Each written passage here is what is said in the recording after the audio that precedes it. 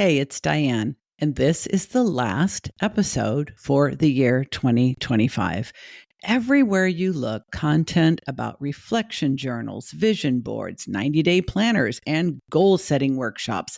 Everybody's got a framework. Everyone's got a system. And if you're anything like me and most of my clients, you're looking at all of this and feeling nothing. Or worse, you're feeling guilty because you know you should be planning, but you're just not.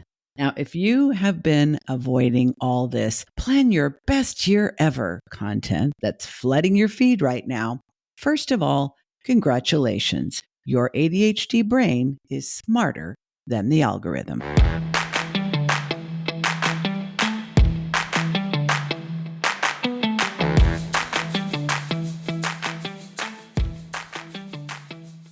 Okay, let's get real.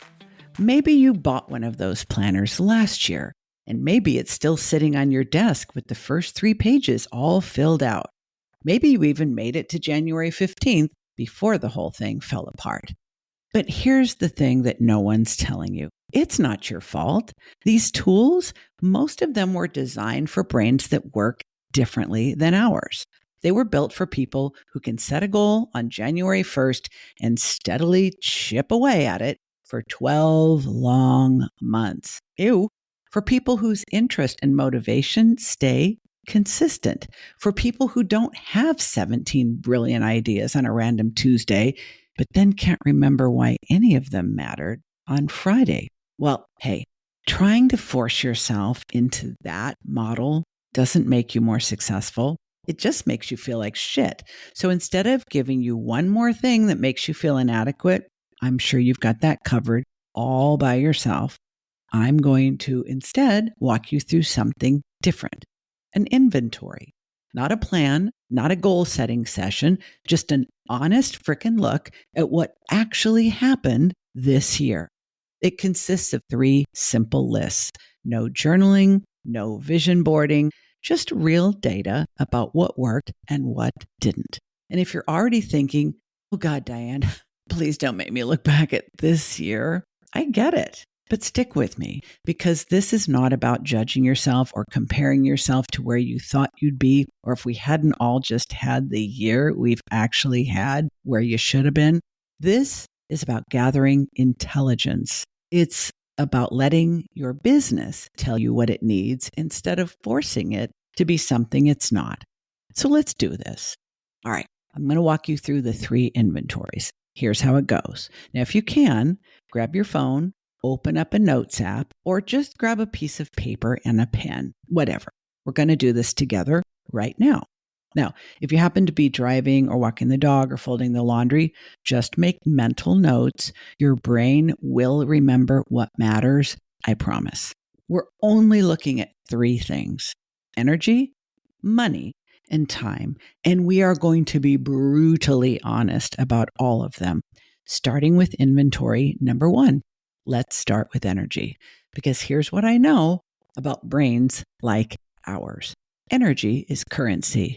It is more valuable than time. It is more valuable than money, because if something drains your energy, it really doesn't matter how profitable it is or how, air quotes, successful it looks from the outside. It's costing you big time. So, first question, what gave you energy this year? And what absolutely drained you, even if it was profitable, even if it was successful? Think about your clients. That one client who paid really well, but left you so completely depleted for days after every single call. Write it down. That project you procrastinated on for weeks, the one where you would rather reorganize your sock drawer than actually start working on it, that's data. That's not failure. That's your brain telling you something important. Now, on the flip side, what could you do for hours without even noticing that time was passing? What did you look forward to? And what made you think, oh, great, I get to do this today? For me, it's podcast interviews. I could record 3 in a row and actually feel more energized at the end than I did at the beginning. But writing emails, I'd rather fake my own death. So Think about this. Content that flowed versus content that felt forced. Client calls that energized you versus the ones that truly felt like emotional labor. And admin tasks, which ones were fine and which ones made you want to burn your business down? Because let's be honest, when it comes to admin, none of them are going to make you jump up and click your heels together, right? Now, the format or medium that felt easiest. Was it writing? Was it speaking? Was it video? Was it one-on-one or was it group? Just notice, don't judge. Don't try to fix it, at least not yet. Just write it down. That's it. And yes, I know some of the most draining stuff probably made you good money. We're going to deal with that in a minute. For now, just notice the pattern. And by the way, pattern recognition is something that you and I are typically quite good at. So let's put that ADHD advantage to good use. Now, inventory number 2, money, honey. Let's talk about money. And I want you to be honest here, because this is where entrepreneurs with ADHD get really creative about lying to themselves. There, I said it. Now, the question is this: what actually made you money this year versus what you thought should make you money? Because here's what I see all the time. We're great at building these complex offers that we think people want. We spend months perfecting the positioning, creating the fancy framework, building out the whole freaking thing. And then we're genuinely shocked when that simple little thing we threw together in an afternoon is the one that actually makes more money. The hell? Or when people keep buying the so-called wrong package, or when someone hires you for something that you haven't even mentioned on your website. Your business is trying to tell you something, friend. But are you listening? So here's what you're going to look at. Which offers actually sold? Not the ones you spent months perfecting, the ones people actually bought. Where did money actually come from? Was it referrals? Was it your podcast? Was it speaking, social media, or that random DM from someone who found you 3 years ago and has sent you a whole bunch of other people who've worked with you too? What was your revenue per effort ratio? What gave you a high payoff with low drama versus low payoff with high maintenance? What did you spend money on that you're still using versus what's really gathering digital dust in your course library or tech stack? Honest talk, friends. Now here's a real moment.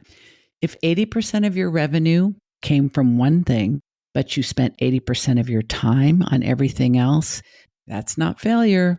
That's information. Your business is basically screaming at you in all caps, hey, do more of this thing. And maybe you're ignoring it because that thing just seems too simple or too niche or not impressive enough.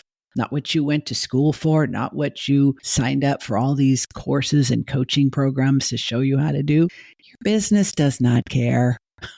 Your bank account most certainly does not care. And the clients who want to pay you, they don't care either. So, what made money? Write it down. And third, inventory number 3, time. And this is where it gets really interesting for ADHD brains. The question is, when did you actually do your best work? Because I'm willing to bet it wasn't when you thought you should have been working. ADHD brains have specific performance windows, certain conditions where things just click. And most of us spend years, let's be honest, decades, trying to force ourselves to work during whatever normal business hours are, or in a professional environment, or appropriate times. And then we wonder why everything feels so fucking hard. Ask yourself this: when did things flow? When were you in that state where you looked up and realized 3 hours had passed and you produced something you were actually proud of?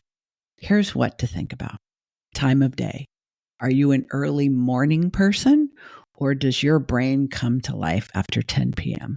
Is your best thinking in that weird window when everybody else feels like taking a nap or having a double espresso? You know, the one I'm talking about between 2 and 4 in the afternoon. How about your environment? Home office, coffee shop, public library, that one specific chair in the spare bedroom of your home, your car even. And then how about before and after patterns? Do you do your best work right before a deadline? Right? ADHD. Right after a vacation?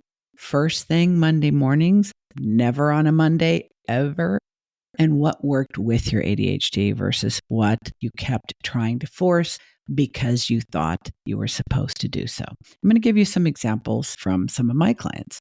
One records all of her best podcast episodes at 10 o'clock at night in her car, in her driveway, because that's when she can find the time and the space and the quiet. Another one writes all of her client proposals in a 2-hour sprint on Friday mornings because she literally can't get herself to do it at any other time. And Friday mornings work for her consistently well.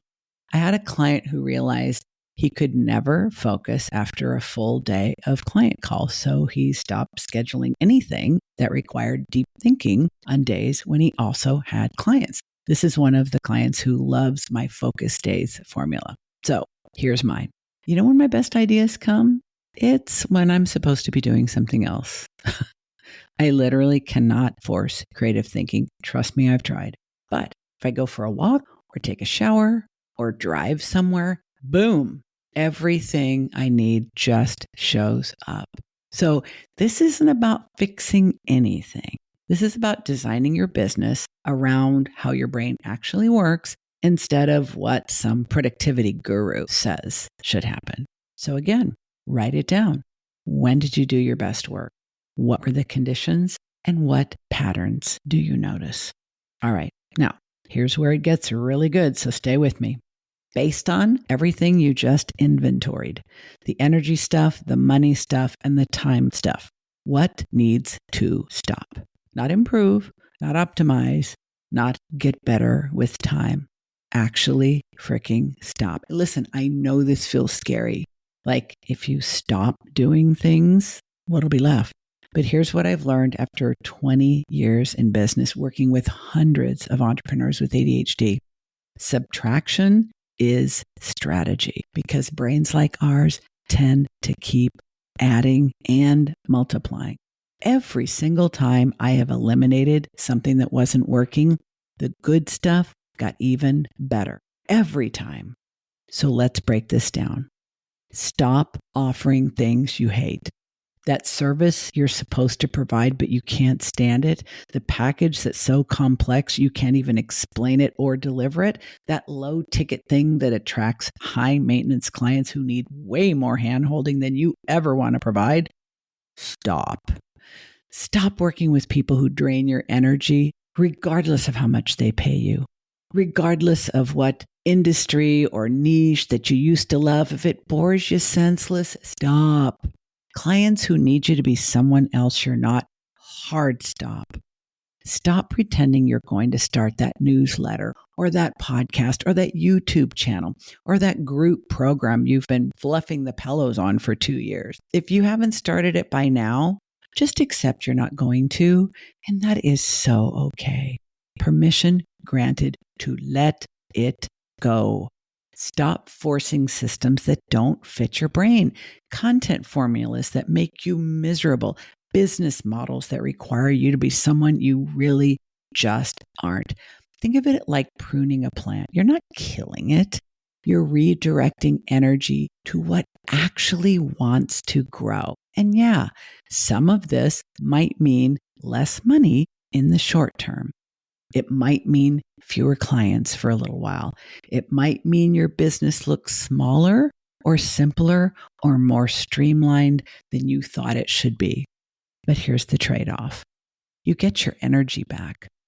You get to do work that doesn't make you want to quit every other week.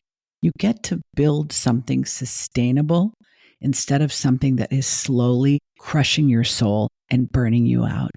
So what is going to go on your stop doing list? What are you giving yourself permission to just quit?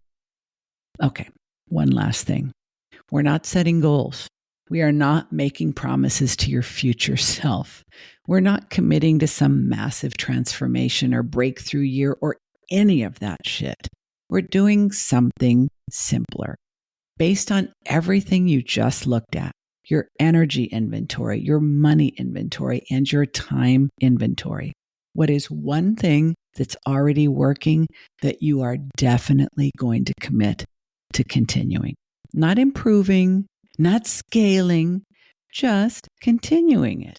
Maybe it's, I'm going to stick with Wednesday mornings for content creation. That's one of mine. Or I'm only going to take on clients who find me through the podcast because it turns out they're the best clients. Or I'm going to work with 3 clients who energize me and let the rest of my roster just naturally wind down.